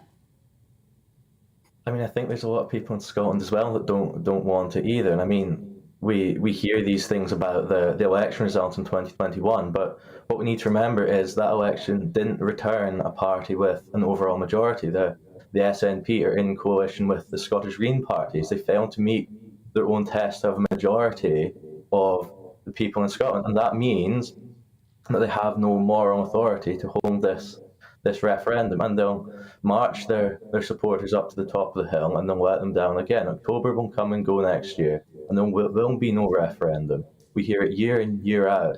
Now's the time, now's the time. Well, the time for the referendum was in 2014, and it's been and gone. The Scottish people want the parties to work together to focus on our economic recovery and the cost of living crisis.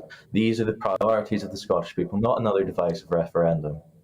Neil Hanvey, respond to that, please. There's no moral case to be made for a referendum. I mean, it's a ludicrous argument, to say that a single party in a partially in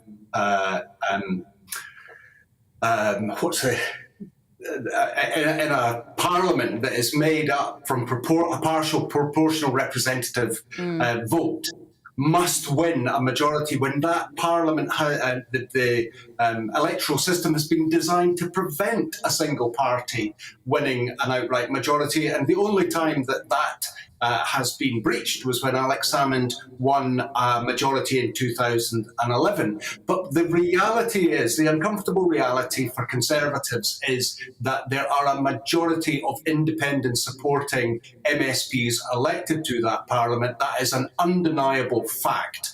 And any notion that the Scottish people have to elect a majority of one particular party to achieve independence is a ludicrous suggestion. There are people in multiple parties in Scotland who support independence. They have secured that majority, and that must prevail. I mean, it's an absolute nonsense. Rory. And the other point that somehow the people who have elected those parties can be ignored, and the parties who fought that election on preventing an independence vote, who lost that election, that they somehow carry more sway because the party that they are associated with in Westminster, although they don't want to be associated with the Prime Minister that's now outgoing, that they have some kind of moral authority to overrule the Scottish people's democracy is a nonsense, an utter nonsense. Rory, you can't deny the passion from people like Neil to see this happen, and you also can't knock Nicola Sturgeon for trying. She's nothing if not tenacious. No, I completely agree. It is, at a certain extent, there is an emotional argument behind Scottish independence, and I think that's something that plays too far and foremost in the argument, whereas, there's a lot of economic arguments for the Union. I mean, 60% of Scotland's trade is to the rest of the United Kingdom. Why would we want a border at Berry? Life expectancy in Scotland's going the wrong way under the SNP. The education attainment gap's widening. These are all political issues that the Scottish Government need to work on before they can think about another referendum. We need to look at getting our own house in order and put the case forward for the union, and that's exactly what I'm doing, and that's what I believe the majority of people in Scotland believe. You can look at the opinion polls. They've been done since 2014, and continually the majority of people are in favour of the United Kingdom. There's the odd outlier, granted, but the majority of people in Scotland, I believe, know and appreciate the benefits of our union. And I mean, this constant strive for independence is just a distraction from the SNP's failed track record. It's something else to talk about. Look over here, look over here. There's an independence referendum just around the corner. OK, thank you both very much. No doubt we will be discussing this a lot. Thank you very much, Scottish MP for the Alba Party, Neil Hanvey, and Rory Stewart, Councillor for Elynahew. And thank you both for joining us. So Britain's Supreme Court has said it would hear a legal case in October to establish whether the Scottish Government can hold an independence referendum without the consent from Westminster. Right, after the break, have we been failed by our immigration system? Well, a new report has laid out the risk to UK border control, described as ineffective and inefficient. I could have told them that without the report. I'm going to be speaking to a former chief immigration officer, but before that, a look at this morning's news with Rhiannon Jones.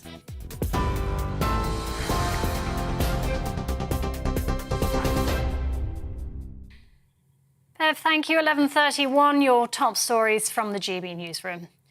A critical incident has been declared by the Port of Dover as it urges holidaymakers to consider staying away. Authorities are blaming woefully inadequate staffing at French border control for queues of up to 6 hours. It comes on what's been described as the busiest summer getaway in 8 years. Meanwhile, go slow fuel price protests are causing yet more travel chaos across the UK. Police say the moving roadblocks are making school holiday traffic jams even worse.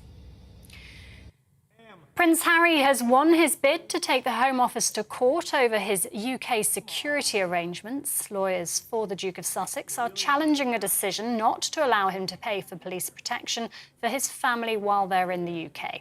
But royal commentator Dickie Arbiter says Harry should organise his own security. Witnesses claim Donald Trump watched last year's Capitol riots unfold on TV at the White House, ignoring pleas from his children and close advisors to intervene. The House of Representatives Select Committee has heard details of Mr. Trump's activities on January the 6th last year as a mob of supporters raided Congress. He denies wrongdoing and says the inquiry has heard many lies.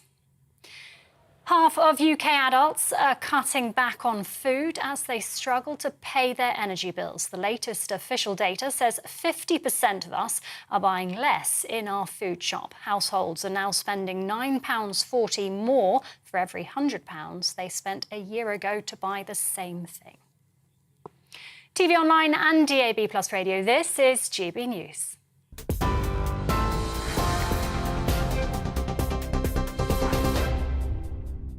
Direct Bullion sponsors the Finance Report on GB News for gold and silver investment. Here's a quick snapshot of today's markets. The pound buys $1.194 US and 1.176 euros. The price of gold currently stands at £1,444.38 per ounce. Direct Bullion sponsors the Finance Report on GB News for physical investment. We are GB News. We're right across this great nation. On TV, on radio, On digital, absolutely everywhere. We don't talk down to you. We embrace all voices with honest and civilised conversation. We are not part of the establishment. We're one of you. And we're only getting started. Join us on GB News, The People's Channel. Britain's news channel.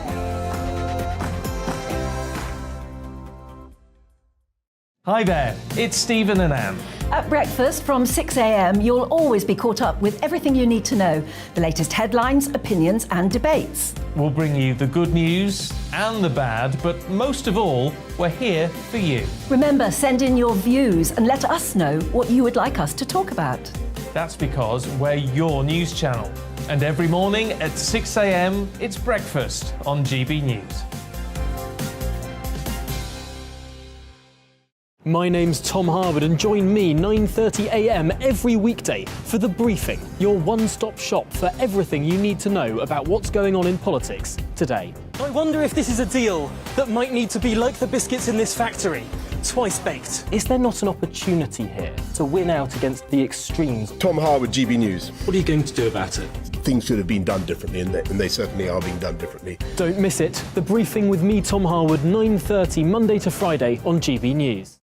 Where would you like to go? Just take me to the studio, please, mate. You know where you're going. I've got a show to do. Friday Night Feast on GB News, 7 p.m. And it's like nothing you've ever seen before. We take a different angle on the week's biggest news stories. The viewers and listeners set me some absolutely mad challenges to do. We tried to rehome a rescue dog. And yes, there's some other wacky stuff in there as well. I feel like I could take on the world. Well, that's that. Friday Night Feast with me, Patrick Christie's, every Friday, 7 till 9 p.m. on GB News. Be there.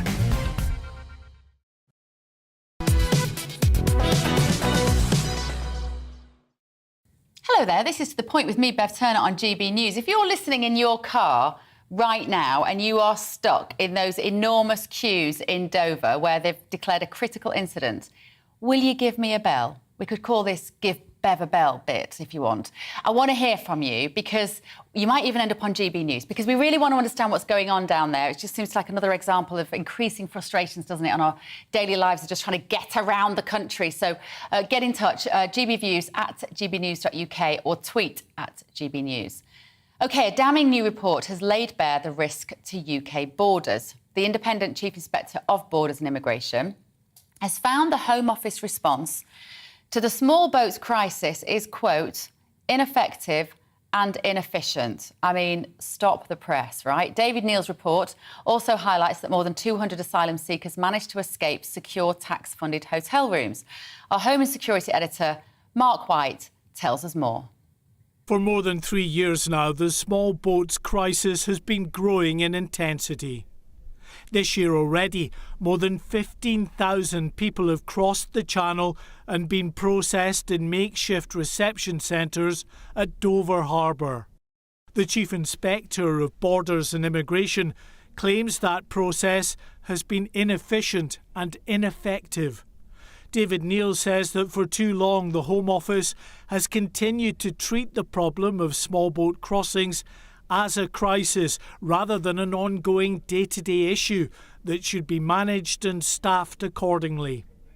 Although he praised the work of individual Border Force officers dealing with at times unmanageable numbers, he was critical of the management of the processing system, which meant that staff dealing with many of those arriving in Dover often failed to record all the necessary details of an individual, such as biometric details like fingerprints and photographs. The Chief Inspector of Borders revealed that 227 asylum seekers had disappeared from secure hotel accommodation in the 4 months to January this year. They haven't been found, and authorities did not have biometric details for many of them. In fact, over one 5-week period, when 57 asylum seekers ran off, Border Force didn't have fingerprints or photographs for 2/3 of them. The Home Office said that since David Neal's inspection, new processing facilities have come on stream, that those arriving in Dover and elsewhere are much more efficiently processed. However, Shadow Home Secretary Yvette Cooper said she was sceptical of those Home Office claims, especially as the inspector's report was released on the final day of Parliament, giving MPs no time to question officials on any improvements they claim to have made. Mark White, GB News. So joining me now to discuss this further is Kevin Saunders, former Chief Immigration Officer. Thank you for joining me, Kevin. Nice to talk to you again. Not really a revelation, is it, this report? I imagine you could have written this for them in an afternoon.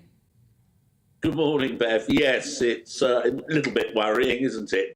I think the important thing is that the report was written 5 months ago, and it is correct that things have changed. Tughaven has been closed, and the new facilities at the Jetfoil have been opened, which are much, much better. So there are reasons to be cheerful. In your opinion, this report is therefore a little out of date? Yes, it is a bit out of date. I mean, there is no doubt that the chief inspector was quite right about what he said. No argument there. But it is out of date. Yes. Okay. One thing that I would like to make a point about is this business about the biometrics. The big trouble that border force have is that these people are arriving undocumented. So the staff, whether it's border force, whether it's the military, are reliant on the people giving us their real data, and they don't, because they don't want us to find out who they really are. So, but is it not standard then at the moment, Kevin, that fingerprints are taken and any sort of biometric measures are taken for these people, even if just for their own security? They are taken, yes. They are taken. There's no doubt about that. They are now being taken regularly. I don't know what happened at Tughaven. I don't know why there was this problem there. But I know now that things have improved 100%.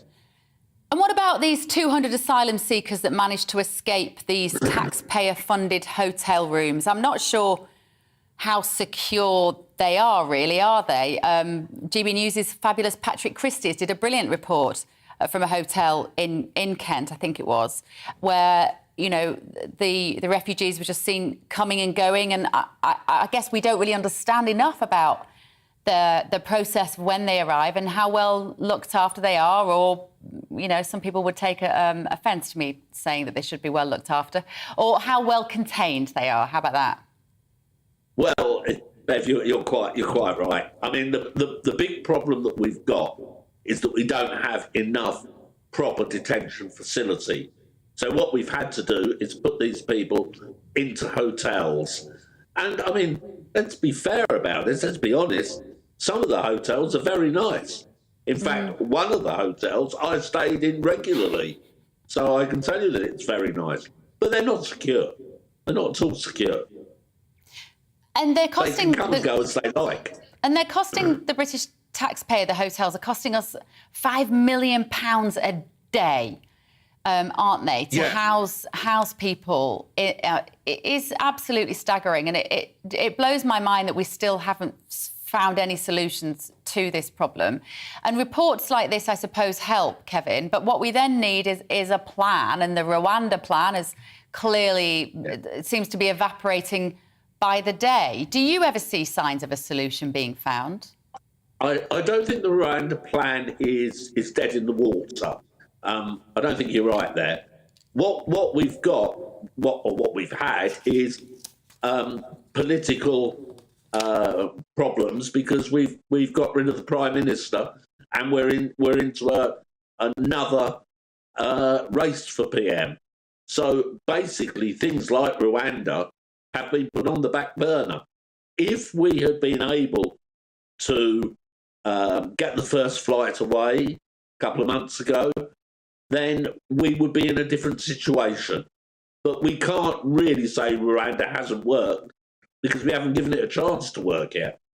All right, Kevin, nice to talk to you again. Kevin Saunders there, former Chief Immigration Officer. Thank you very much for joining us. You have been telling us what you think as well. Border force failures, should we still be referring to illegal immigrants as asylum seekers, says one of you? Immigration should be the most important issue of all time to keep our borders closed and secure.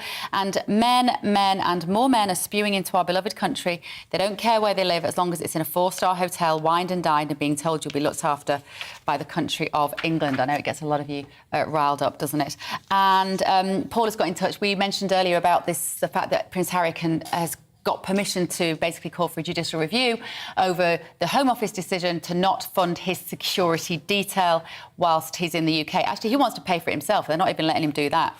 And Paul has said, I can't believe Harry's taken the Home Office to court. He's got millions in the bank, so why not just hire a private security team? I hope the judge dismisses the case as a waste of time, which it is. Well, I think it's about guns, isn't it? I might have misunderstood that, but my feeling was that if they are an American security team, they can't have a gun, whereas the Royal British guys can. That might be a Meghan thing. She's used to guns much more than he is, I suppose. And Gary says some police forces have sponsored vehicles, so someone else is paying for them. So where is the difference? Despite what he's done, he's a member of the royal family and a prince. Lots of you are getting in touch on this. Harry should be allowed to protect his family. Remember what happened to his mother. He offered to pay for protection for himself. What is wrong with that? Well, as Angela was saying, it sets a very dangerous precedent, I suppose. If you can buy the British protection secret services, it does leave us open to having those individuals they could look after anybody, couldn't they? Some very rich Russian business people could come here and hire our security details to look after them, and that may not go down very well. It may also put those individuals at risk themselves. Scottish independence, we were also talking to you about the latest news that Nicola Sturgeon will be given a hearing in the court to see whether she can let that go ahead without the permission of Westminster. And you have said there is absolutely no appetite for this in Scotland. The majority of Scots do not, capital letters, want independence. This is what Sturgeon wants, end of story. She wants to join the EU, so how would that be independence? She lives in cloud cuckoo land. Well, I, for one, certainly do not want Scotland to leave us. We love you. Right, winter barley is the first crop of the year to be harvested, but since it was planted last year, the huge increase in fuel costs has meant that farmers will struggle to break even when it is harvested. Our Northern Ireland reporter, Dougie Beattie, has been talking to farmers to find out how they've been dealing with rising costs and what the knock-on effects this might be to us in the shops. Combine harvesters move into golden fields of barley, beginning a process that will have a direct effect on our pockets. Winter barley is the first of our cereal crops to come in, and it was planted in October before the Ukrainian conflict and when red diesel was under 50 pence a litre. John McClanahan, Deputy President of the Ulster Farmers Union, explains. That crop has been an expensive crop to grow this year. The farmers have took on additional input costs around the cost of the fertiliser, the cost of the fuel, the cost of the plant protection products they've had to use. Agri-fuel is now over $1.20 a litre, and with some machines using over 1,000 litres a day, prices for crops should be up substantially. But the market seems to be slow to react. Certainly there seems to be a little downward pressure at the moment on those prices. Prices being talked down, which is unfortunate. I mean, as farmers, we always farm with a certain degree of optimism, but this year we've had to imply a lot of additional costs in getting those crops to the point of harvest. And we are hoping that the market will give us a return for that additional cost that we've had to incur. The simple equation of supply and demand will ultimately set prices and crop planning for 2023. If we've learned anything over the last 6 months, it's how global markets can change dramatically, how events in other parts of the world can have a dramatic effect on what happens in our part of the world. So there's a need again to recognise that level of self-sufficiency which we've lost over the last couple of decades. We don't want to get to a situation where as a nation we become totally dependent on imported food products and we end up with empty shelves. That's something we want to avoid. So that's something if government can do anything, it should look at policy which will ensure that we have continued supply of local food. Many farms have been encouraged to drive forward and away from older methods, but barley has many uses. One of the byproducts of barley is straw. Traditionally used for bedding, it can also be found in such products as chaff. But with budgets tightening on the farms this winter, traditional methods will more than likely be back in use. We know some farmers who are looking at chopping that straw and putting it straight back into the ground for the nutrient value that it will give because of the higher fertiliser prices that that are in the industry. So by reusing that straw back into the ground, they can save on their fertiliser bill next year. With global costs rising, farms cannot absorb any more expense. If food prices are to be kept steady, the government must re-evaluate its agricultural policy. Dougie Beattie, GB News. Well, for those of you listening on the radio, that footage contained the sort of combine harvester tractor footage that could get an MP sacked for tractor porn. Dougie Beattie joins us now from a pub. Dougie, a crucial question that many will be asking. Do rising costs in farming mean that our very important beer and our drinks are going to get more expensive?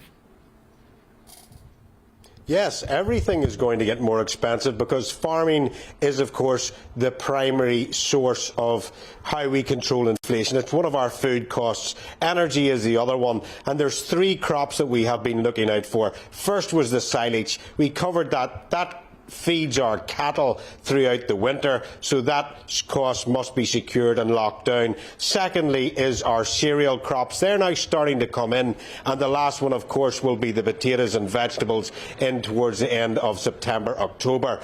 All of those are looking to rise, mainly because the price of diesel, red diesel, has gone up. And one of the big things that's made from barley, not that particular barley now, the barley that's coming out of the south of England at this moment in time, is beer. And joining me now is local publican of my local, actually, James Gourley. James, what sort of price hikes have we seen in alcohol in the last while? Well, Dougie, over the last 10 months, we have saw 2 price increases to our cost price of beer, which puts a small business like us under serious pressure. Now, unfortunately, we have to pass that on to our customers. And I mean, customers, in this time of the pandemic and coming out of a pandemic, what are the other pressures that are really on you at this moment? Well, the biggest pressures on ourselves now is energy prices, price of our electricity, price of our gas and our oil. And looking forward into the autumn, I am very concerned how we're going to go forward with this business. I mean, and how does it really affect the business? I mean, what is the cash flow problems and everything else that's coming around the hospitality trade after what happened in the pandemic? Well, as you say, the pandemic we were closed for a longer time than most other businesses, so our cash flow situation was very poor. And now, after the pandemic, our energy prices are really hiked high, and the cost of living prices for normal customers come the autumn. I'm concerned that they're going to have a choice to make. Do they want to come to the pub for a pint, or do they want to heat their house and feed themselves? So going forward for us in October, through the winter, it's going to be serious times for us, I think. Well, there you go. You've heard it, and we will enjoy these pints, and probably maybe enjoy another one or two. Who knows? But all of this goes around the price and cost of food and food production. So if we don't get our farms subsidised heavier than they are at this moment in time, we could be running into a lot of problems over the next few months. OK, Dougie, thank you very much. Dougie Beattie there, joining us from a pub.